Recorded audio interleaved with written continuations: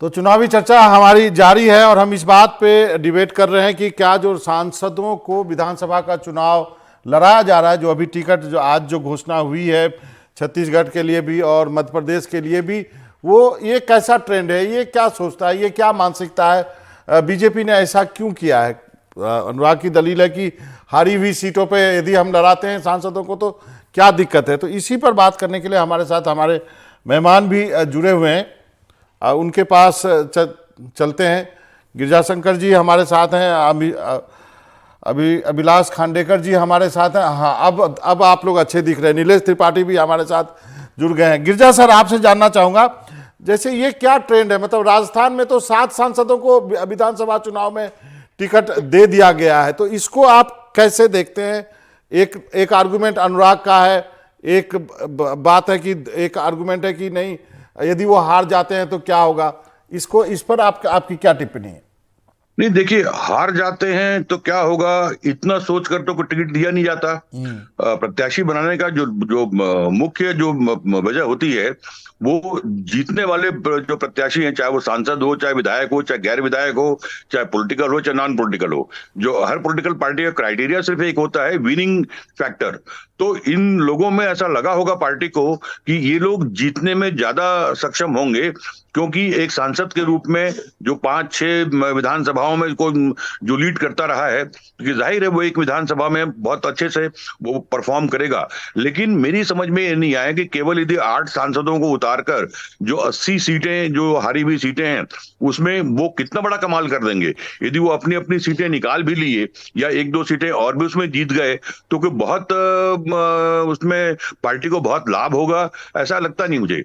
होना एक दरअसल चाहिए था कि चाहे सांसदों को उतारा हो या किसी दूसरे प्रत्याशी को उतारा हो, इतने पहले प्रत्याशी घोषित करने का जो लाभ पार्टी को लेना था, वहां पर एक प्रचार अभियान चलाकर वहां पर सरकार की योजनाओं को, आपने ख्याल किया होगा कि कांग्रेस ने इस पर आपत्ति की थी कि साहब चुनाव घोषित होने के पहले प्रत्याशी घोषित कर दिए हैं, तो उनका जो खर्च है वो सरकारी जो योजना पर खर्च होगा और वो उनके खर्च पे जुड़ेगा नहीं। तो वो तमाम चीजें कुछ ऐसी दिखी नहीं मुझे। अनुराग ज्यादा बेहतर बता सकते हैं कि इन 80 सीटों पर बहुत बेहतर ढंग से चुनाव प्रचार करते हुए दिखी नहीं है। तो मैं नहीं समझता कि केवल 5-6-7 सांसदों को उतार देने से कोई बड़ा फर्क आ जाएगा। जी, खांडेकर सर, आपका क्या लास्ट वर्ड, फिर अनुराग के पास जाऊंगा। हाँ, मुझे भी ऐसा ही लगता है कि भारतीय जनता पार्टी अलग तरीके से सोच कर रही थी जब उन्होंने नरेंद्र सिंह तोमर को चुनाव की सारी, जिसको कहते हैं, आयोजन का जिम्मा सौंपा था और भूपेंद्र यादव और अश्विनी वैष्णव को यहाँ लगाया था। तो ऐसा लग रहा था कि भारतीय जनता पार्टी कुछ नए एक्सपेरिमेंट करेगी और पिछली बार का जो वोट परसेंटेज वो काफी ऊपर तक ले जाएगी। लेकिन उसके बाद सडनली 7 सांसदों को और भारतीय महासचिव पार्टी के उनको जो उतारने के बाद जो फिजा बदली है, उसके बाद में काफी रणनीतिकार भी ये सोचने को लगेंगे कि कांग्रेस अब क्या करेगी। लेकिन कांग्रेस के पास में आप देखिए कि मध्य प्रदेश में कोई हेवीवेट कैंडिडेट नहीं है। कमलनाथ और दिग्विजय सिंह के अलावा मध्य प्रदेश कांग्रेस में आपको कोई ऐसा दिखता नहीं है कि जो इतने भारी भरकम लोगों के सामने, उनकी एक लिस्ट भी अभी नहीं आई है और लगता नहीं है कि दिग्विजय सिंह चुनाव लड़ेंगे मध्य प्रदेश की असेंबली का। तो बचते हैं सिर्फ एक कमलनाथ, उसके अलावा पूरा मैदान 230 सीट का साफ है और कांग्रेस के पास कोई भी बहुत बड़ा नेता सामने दिख नहीं रहा है। तो ऐसी स्थिति में भारतीय जनता पार्टी को टक्कर देने के लिए कांग्रेस की रणनीति क्या होगी, इस पर काफी मंथन चल रहा है। आज भी दिल्ली में मीटिंग हुई, लेकिन जी, आज भी दिल्ली में बैठक है। मैंने इतने चुनाव देखे हैं, उसमें ऐसा लग रहा है कि जो पिछली बार की जो गलतियां थी उसको भारतीय जनता पार्टी दुरुस्त करना चाहती है और वापस 20 साल के बाद और 5 साल राज करने के लिए अलग अलग तरीके की, वो वैसे भी बाहर के बाकी प्रदेशों से बहुत सारे मंत्री और एमएलए वहां पर मध्य प्रदेश में आना शुरू हो गए हैं। चलिए, तो मुझे लगता है कि भारतीय जनता पार्टी कांग्रेस की जो पुरानी रणनीति थी उससे काफी आगे निकल गई है। अपनी 3 या 4 लिस्टें उन्होंने जारी कर दी है और कांग्रेस में अभी भी सिर्फ उतावल जारी है। तो ऐसी स्थिति में आज ये कहना मुश्किल है कि किस करवट उठ बैठे। चलिए, आप दोनों का बहुत बहुत शुक्रिया। खांडेकर सर आपका, गिरजाशंकर सर आपका, आप दोनों का बहुत बहुत शुक्रिया। आप जुड़े, आपने वक्त निकाला हमसे बातचीत करने के लिए। हम सीधे अनुराग के पास चलेंगे। अनुराग, ये जो बात निकली है कि कांग्रेस ने अभी तक डिले हो रहा है, बीजेपी लीड ले चुकी है, बीजेपी ने हारी हुई सीट पर सांसदों को उतार दिया है, इसका जमीन पे क्या कोई इम्पैक्ट है या नहीं है, ये बताइए। और साथ में नीलेश भी हमारे साथ जुड़ गए, उनके पास भी चलेंगे, लेकिन पहले जो है अनुराग के पास। बाबा, आपका खेल में बहुत आप रुचि लेते हैं और आप कई बार रात में भी फुटबॉल के स्कोर हम लोगों को बताते हैं, टीमों के बारे में बताते हैं। एक चीज़ आपने फुटबॉल में नोट की होगी कि जब मैन टू मैन मार्किंग हो जाती है फुटबॉल में या हॉकी में, तो फिर अच्छे से अच्छे खिलाड़ी के लिए थोड़ा मूवमेंट मुश्किल हो जाता है। हाँ। तो जो मैं बार बार ये बताने की कोशिश कर रहा था कि जो सीटें ऐसी हैं जहाँ पर आप 3 या 5 दफ़े से हार रहे हैं, यानी आपके पास हारने के लिए कुछ नहीं है, जो भी आपके पास है वो जीतने के लिए, और वो सीटें किसके पास है? कांग्रेस के पास है। कांग्रेस ने क्या किया? अभी तक अपने उम्मीदवारों के नाम का ऐलान नहीं किया है। यानी अब जैसे आपको अगर एक उदाहरण से समझाऊं कि राऊ की जिस सीट है, राऊ की सीट से जीतू पटवारी आते हैं, तेज तर्रार विधायक है, विधानसभा में भी उनकी आवाज़ गूंजती है, दिल्ली में भी माना जाता है कि जो बड़े नेता हैं कांग्रेस के उनके करीबी हैं। अब वहाँ बीजेपी ने क्या किया है? 71 साल के एक नेता को मैदान में उतार दिया है। वो नेता ऐसे हैं जो आईडीए के चेयरमैन रह चुके हैं, और वो हर प्रत्याशी के घर जाके उनके पैर छूने वाले नेताओं में से एक है। 71 साल की उम्र में भी उनमें ऊर्जा इतनी ज़्यादा है। या पहले वहाँ से एक और जीतू को देते थे, जीतू जिराती को, लेकिन इस बार जिनको टिकट दिया गया है वो खुद, अगर आप जीतू पटवारी से कभी व्यक्तिगत तौर पर बात करें तो मानेंगे कि वो एक कड़ी चुनौती उनको दे सकते हैं। जीतेगा कौन, हारेगा कौन, जैसे जीतू पटवारी से बात कीजिए तो वो मानते हैं कि चुनौती है, लेकिन कहते हैं जीतेगा तो जीतू ही। तो ऐसी मैन टू मैन मार्किंग की गई है, यानी जो उम्मीदवार कांग्रेस को पूरे कई इलाकों में या कम से कम मालवा निमाड़ के इलाकों में जिताने का जिम्मा ले सकता था अपनी सीट के अलावा, अपनी सीट को सुरक्षित बनाते हुए, उस उम्मीदवार को आपने घर में घेरने की कोशिश की है। और ऐसे अगर आप सोचिए दिमनी से नरेंद्र सिंह तोमर लड़ रहे हैं, तो क्या मुरैना और आसपास की सीटों पर उनका प्रभाव नहीं होगा? अगर प्रहलाद पटेल को आपने नरसिंहपुर से उतार दिया है, जो उनकी भाई की सीट थी, और भाई इस बार नहीं लड़ रहे हैं, नरसिंहपुर से प्रहलाद पटेल ही लड़ रहे हैं, और वो इतने आत्मविश्वास में है कि उनका कहना है कि वो सिर्फ पर्चा भरने जाएंगे, क्योंकि उनको मालूम है कि वहाँ उनके भाई या उनकी पूरी मशीनरी उनकी सीट के लिए लड़ेगी, तो बाकी सीटों पर भी फोकस कर सकते हैं। नहीं, आप तो जैसा गिरिराज सर या जैसा आप अभिलाष सर कह रहे थे, तो कहीं ना कहीं इसमें एक बड़ा मामला ये है कि इन सीटों और आसपास की सीटों पर ये प्रभाव डालेंगे। और जैसा गिरिजा सर भी इंगित कर रहे थे कि इन सीटों के आसपास कई सारे ऐसे कार्यक्रम हो गए जिनको चुनाव खर्च में जोड़ा जाएगा कि नहीं, इसके लिए कांग्रेस ने सवाल भी उठाए हैं। लेकिन कमोबेश इन सीटों को सुरक्षित बनाने के लिए यहाँ मैन टू मैन मार्किंग के लिए बीजेपी ने पहले ही बिसात बिछा दी है। बाबा, लेकिन अनुराग, ठीक है, आपकी दलील मानता हूं मैं, आपकी दलील पुख्ता है, लेकिन ये एक्सपेरिमेंट हमें देखना पड़ेगा कि ये कितना कारगर होता है, क्योंकि नहीं तो फिर तो हारी हुई सीट पे फिर एमपी को ही लड़ा देते हैं। फिर विधानसभा चुनाव का और फिर लोकसभा चुनाव का जो एक अलग अलग फ्लेवर है, अलग अलग इशू है, उस पर डिबेट करनी पड़ेगी। और आगे बढ़ते हैं, और अब दो और हमारे साथी जुड़ गए हैं। नीलेश जुड़ गए हैं रायपुर से, और संजीव चौधरी जी जुड़ गए हैं जबलपुर से। नीलेश बहुत देर से इंतजार कर रहे हैं। नीलेश, बताइए, रमन सिंह जो है राजनांदगांव से लड़ेंगे, छत्तीसगढ़ से 3 सांसद, 1 केंद्रीय मंत्री रेणुका सिंह, ये सब चुनाव मैदान में है। आपने रमन सिंह से बातचीत भी की थी, उस वक्त शायद टिकट की घोषणा नहीं हुई थी। अब आपको क्या लगता है, ये दांव जो बीजेपी खेल रही है, राजस्थान में भी किया है, मध्य प्रदेश में भी किया है, छत्तीसगढ़ में भी किया है, छत्तीसगढ़ में बहुत बड़ा अंतर है कांग्रेस बीजेपी में, क्या उसको कम कर पाएगी बीजेपी? जी देखिए बाबा, रमन सिंह से मेरी बाद में भी बात हुई, जब टिकट की घोषणा हो चुकी थी उसके बाद भी शाम को मेरी बात हुई। उस समय उनका हालांकि ये कहना था, मैं सुबह तो बात किया ही था, बताया था हमारी क्या तैयारी है, शाम को फिर मैं बोला प्रत्याशी के तौर पे आपसे बात हो रही है, तो बोले कि हमारी तैयारी पूरी है। एक स्ट्रेटजी को समझना पड़ेगा बीजेपी को। जो 5 सीटें इन्होंने होल्ड की हैं, मैं उस पर बाबा आपको सांसद और उस पर जो बातचीत चल रही है वो तो है ही है कि उनके उतारा जा रहा है, लेकिन जो 5 सीटें रोकी गई हैं उसको भी एक समझने की बात है। एक सीट है बेमेतरा, जहाँ से 2 दिन पहले ही योगेश तिवारी ज्वाइन किए हैं बीजेपी में, जो जनता कांग्रेस जोगी के बड़े समर्थक रहे हैं और बड़े नाम रहे हैं, और काफ़ी हजारों की संख्या में कार्यकर्ता एकजुट हुए थे, और उसके बाद बीजेपी का उनमें प्रवेश हुआ था। वो सीट को होल्ड कर दी है बीजेपी। इसके अलावा अंबिकापुर की एक सीट है, अंबिकापुर में टीएस सिंहदेव लड़ते हैं कांग्रेस से। पिछले 5 सालों में किसी से छुपा नहीं है कि सरकार में रहते हुए टीएस सिंहदेव की अपनी क्या स्थिति थी, उनके क्या मन मुटाव थे सरकार से, और लगातार प्रधानमंत्री नरेंद्र मोदी का बिलासपुर की सभा में टी एस सिंहदेव का जिक्र करना मंच से, उसके बाद सेम डे एक कार्यक्रम में टी एस सिंहदेव का केंद्र सरकार की एक तरह से वाहवाही करना कि कोई पैसा रुका नहीं है, जीएसटी का पूरा पैसा मिल गया है, जबकि आरोप लग रहे थे सरकार। नीलेश माफी चाहता हूं, आप कहना क्या चाह रहे हैं? आप कहना क्या चाह रहे हैं? आप बताइए तो सही, कोई खबर है क्या आपके पास?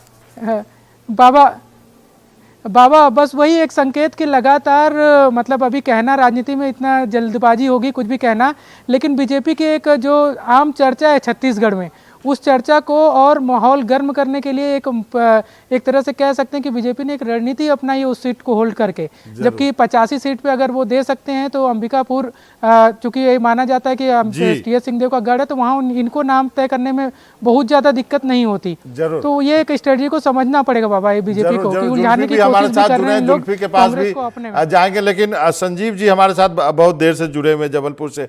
संजीव जी, यहाँ पे तो जो केंद्रीय मंत्री सांसदों को जो टिकट देने की जो बात हो रही है, जो दिया गया है उस पर बात हो रही है कि मतलब संजीव चौधरी जी हैं जबलपुर में तो दिल्ली से एक रिपोर्टर चला जाएगा, वही वाली स्थिति जो है वो विधानसभा चुनाव और सांसदों के की बीच में जो है वो बात हो रही है। अब सारे मुस्कुरा रहे हैं, मुझे पता है कि आप लोगों के दिल की बात है। संजीव जी से संपर्क टूटा है, अभी उनके पास जाएंगे। जी अनुराग, कुछ कह रहे हैं आप? बाबा हाँ, मैं ये कह रहा हूँ कि हमारे लिए तो दिल्ली में आप ही तय करते हैं कि भोपाल में कोई तो दिल्ली से भी आएगा, तो आप ही बेहतर बता सकते हैं कि इसका मंतव्य क्या होता है। संजीव जी, आपको मेरी आवाज आ रही है? नहीं आ रही है। जुल्फी, आप बताइए, जो एक बात नीलेश ने इशारा करने की कोशिश की है कि सिंहदेव साहब के सीट की पर बीजेपी ने अभी तक उम्मीदवार नहीं दिया है, इसको मैं कैसे समझूं? मतलब समझने के लिए राजनीति में जो 2+2 5 भी होता है और 2+2 4 भी होता है, लेकिन ये क्या चीज़ है इसको बताइए, और क्या इसका जो सांसदों और मंत्रियों को लड़ाया जा रहा है उसका कुछ फायदा मिलेगा बीजेपी को? बाबा, नीलेश ने जो कहा वो छत्तीसगढ़ की राजनीति में उसकी चर्चा जरूर है, क्योंकि टी एस सिंहदेव ने जिस तरीके से तारीफ केंद्र सरकार की और अब अंबिकापुर खाली है, भारतीय जनता पार्टी ने टिकट नहीं दिया। इससे पहले भारतीय जनता पार्टी की तरफ से 2 बार लगातार अनुराग सिंहदेव को प्रत्याशी बनाया गया, और ये दूसरी तरफ ये भी कहा जा रहा है कि भारतीय जनता पार्टी के लिए सेकंड जो लेयर है वो नहीं बन पाई। इस पूरी लिस्ट में अगर देखें बाबा, तो यहाँ पे पूरा प्रभाव पूर्व मुख्यमंत्री डॉक्टर रमन सिंह का ही देखने को मिला है, जो टिकट का वितरण हुआ है। जितनी बातें कही जा रही थी कि बहुत सारे नए चेहरे होंगे, युवाओं को बहुत ज्यादा प्रतिनिधित्व दिया जाएगा, तो लिस्ट उठाकर अगर हम देखते हैं तो जो आज की लिस्ट आई है उसमें से वो तमाम चेहरे हैं पुराने, जिनमें से जो चुनाव हार चुके हैं, चाहे वो केदार कश्यप हो, लता उसेंडी हो, अमर अग्रवाल हो, तो राजेश मूणत हो, जो पिछली बार सत्ता में थे, मंत्री थे और वो हार चुके थे, तो इन सबको टिकट दी गई है। तो एक प्रभाव ये देखने को मिला। दूसरा बात जो है कि जो सांसदों को टिकट देने के पीछे की 2 वजहें जो समझ में आती है राजनीतिक तौर से। एक वजह ये है कि मोदी जी की जो स्टाइल है, जो मोदी जी चाहते हैं कि सांसदों को हर बार बदल दे। पिछली बार छत्तीसगढ़ में जितने भी सांसद थे सभी को बदल दिया, इस बार भी 2024 का टारगेट है। ये तो सेमीफाइनल है छत्तीसगढ़ का चुनाव, लेकिन मुख्य भारतीय जनता पार्टी का टारगेट है 2024 का लोकसभा चुनाव। ऐसे में उन सांसदों को मैदान में उतार दिया जा रहा है, पहले से ही सांसदों की लिस्ट को हल्का कर दिया जा रहा है कि उनके टिकट को रिपीट ना किया जाए। सही बात बोला। ऐसे में क्योंकि वो विधानसभा जीत गए तो ठीक है, और अगर हार गए तो उस स्थिति में वो टिकट मांगने की स्थिति में भी नहीं रहेंगे, और जीत गए तो वो विधानसभा पहुंच जाएंगे, और 2024 के जो सांसद के नए प्रत्याशी बनने हैं वो नए प्रत्याशियों को देने का मौका मिलेगा। तो ये एक फॉर्मूला। जी आपने सही बात पकड़ी है, आपने सही जगह पे नब्ज जो है आपने पकड़ ली है। संजीव जी के पास चलते हैं। संजीव जी, आपको हमारी आवाज आ रही है, सुन पा रहे हैं आप? संजीव जी, ये जो चर्चा हो रही है, आप भी लंबे समय से पत्रकारिता कर रहे हैं, ये जो सांसदों को जो विधानसभा लड़ाया जा रहा है, एक बात जुल्फी ने कही कि यदि वो जीत गए तो विधानसभा में रहेंगे, और यदि हार गए तो फिर मुंह उस लायक नहीं रहेगा कि लोकसभा का टिकट मांग ले, तो दोनों काम हो जाएंगे बीजेपी को। आपको क्या लगता है कि ये कितना कारगर होगा बीजेपी के लिए? बाबा, कुछ दिनों पहले एक बहुत विश्वसनीय सूत्र ने बताया था कि जो नरेंद्र मोदी जी सांसदों की क्लास लेते हैं उसमें उन्होंने कहा था कि जो लोग 4 या 5 बार चुनाव जीत चुके हैं अब उन्हें वापस टिकट नहीं मांगनी चाहिए, उन्हें अब संगठन के काम में जाना चाहिए। तो मैं ऐसे बहुत से नेताओं को जानता हूं जो 4 या 5 बार चुनाव लड़ चुके या जीत चुके थे, उनकी सांसें उसी दिन से थमी हुई थी और उन्हें डर लग रहा था कि ऐसा ना हो इस बार उनकी टिकट सांसदी की कट जाए और उनसे कहा जाए कि अब आप इस स्टेट के प्रभारी हैं या उस स्टेट के प्रभारी हैं। तो विधानसभा का इन्होंने जो रास्ता निकाला उससे कई सारे तीर एक साथ चलाए गए हैं। नंबर 1, अभी जो कहा जा रहा था कि अगर शिवराज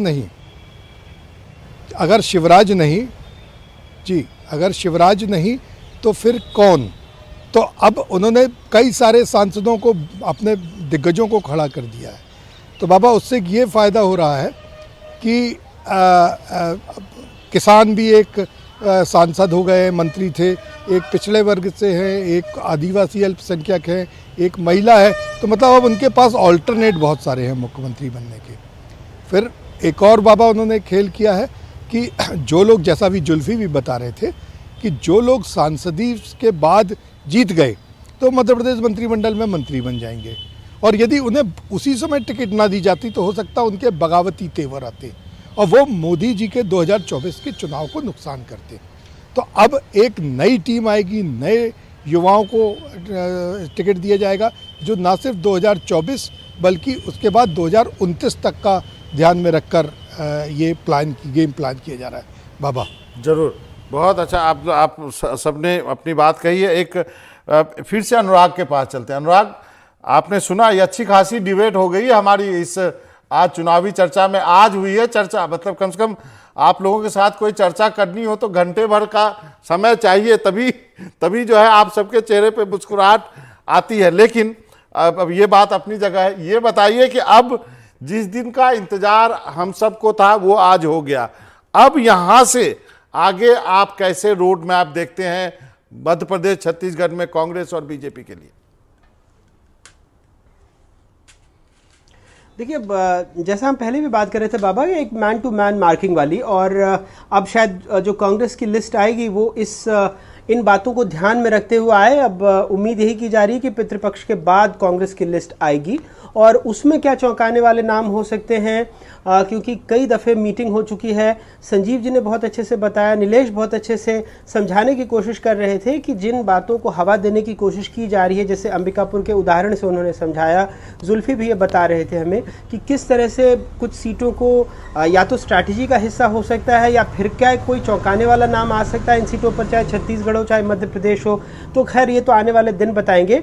लेकिन अब यही होगा कि अब इस लिस्ट के बाद जो, चूंकि अभी भी देखिए मध्य प्रदेश में 136 नामों के ऐलान हो चुके हैं, यानी लगभग 100 नामों की सूची अभी भी बीजेपी की तरफ से आना बाकी है। तो जैसा दूसरी लिस्ट में उन्होंने चौंकाया था, इस लिस्ट में कोई बहुत ज़्यादा चौंकाने वाला नाम नहीं था। ये ज़रूर था कि बहुत कयास लग रहे थे कि शिवराज सिंह चौहान को टिकट मिलेगा या नहीं, उस पर पूर्ण विराम लग गया है। बुधनी से वो पहली दूसरी नहीं बल्कि छठी दफ़े चुनाव लड़ेंगे, और कई जगहों से आपने देखा होगा वो तस्वीरों से भी पूछा जा रहा था कि वो लाडली बहनों से क्यों पूछ रहे हैं चुनाव लड़ लूं, फलाना से क्यों कह रहे हैं कि क्या मुझे चुनाव लड़ना चाहिए। तो इन बातों पर पूर्ण विराम लग गया है। तो अब जो आखिरी लिस्ट या 1 या 2 लिस्ट और आए बीजेपी की, क्या उसमें सरप्राइज हो सकता है? क्या कांग्रेस कोई दाव पर एक और नया बड़ा दाव खेल सकती है? यही सब बातें हैं जो आने वाले दिनों में हमें दोनों राज्यों में देखने को मिलेगी। बहुत अच्छा। एक अब सबसे क्लोजिंग कमेंट लेता हूं। नीलेश, सबसे पहले आप 20 सेकंड में किस चीज का इंतजार है? अब तो चुनाव की घोषणा हो गई। बिल्कुल ये चुनाव की घोषणा भी हो गई है और अब कांग्रेस की लिस्ट का इंतजार है कि जो लिस्ट बीजेपी ने दी है उसके खिलाफ, क्योंकि एक सर्वे में जो इनके पास गया था कि इनके मौजूदा 35 से 40 विधायकों की स्थिति ठीक नहीं है, उनका क्या करती है कांग्रेस, ये एक देखने वाली बात होगी। और बीजेपी ने तो अपना एक तरह से पत्ता पूरी तरह से खोल ही दिया है, जैसा कि अनुराग सर ने जिक्र कर रहा था, अंबिकापुर और 1-2 जगह छोड़कर। जी संजीव जी, जबलपुर और आसपास के इलाकों में 20 सेकंड। बिल्कुल बाबा शिवराज सिंह चौहान ने बिल्कुल अंतिम क्षण तक घोषणाएं की है। आज उन्हें मालूम था कि जबलपुर में आचार संहिता लग जाएगी, उसके बाद भी 2 कार्यक्रम रखे थे, और चूंकि आचार संहिता लगने वाली थी, 12 बजे प्रेस कॉन्फ्रेंस घोषित हो गई थी, तो उन्होंने उन घोषणाओं को सीधी से कर दिया। मतलब वो हर क्षण का उपयोग करना चाह रहे थे, और ये इसका क्या परिणाम होगा ये तो मतदाता ही बता पाएंगे। Zulfi, last word. बाबा, छत्तीसगढ़ में कांग्रेस को लेकर ही सबसे ज्यादा चर्चाएं हैं, लेकिन सबसे बड़ी चर्चा ये है कि कांग्रेस के 71 विधायक हैं, तो कांग्रेस क्या इन 71 विधायकों में तमाम सर्वे होने के बाद उनकी टिकट काट पाती है, क्यों कि नहीं? क्योंकि भारतीय जनता पार्टी जो पूरे चेहरे बदल देने की बात कर रही थी, पुराने लोगों को हटा देने की बात कर रही थी, तो वो क्या कांग्रेस पे हो पाएगा कि नहीं, ये बड़ी देखने वाली बात होगी बाबा। चलिए, आप चारों का बहुत बहुत शुक्रिया। अनुराग आपका, नीलेश आपका, संजीव जी आपका, जुल्फी आपका, आप चारों का बहुत बहुत शुक्रिया। बहुत मजा आया आज चुनावी चर्चा में। तो आज चुनावी चर्चा में इतना ही, लेकिन कहीं जाइएगा नहीं। एनडीटीवी मध्य प्रदेश छत्तीसगढ़ पर खबरों का सिलसिला लगातार जारी है। मनोरंजन भारती को इजाजत दीजिए। नमस्कार।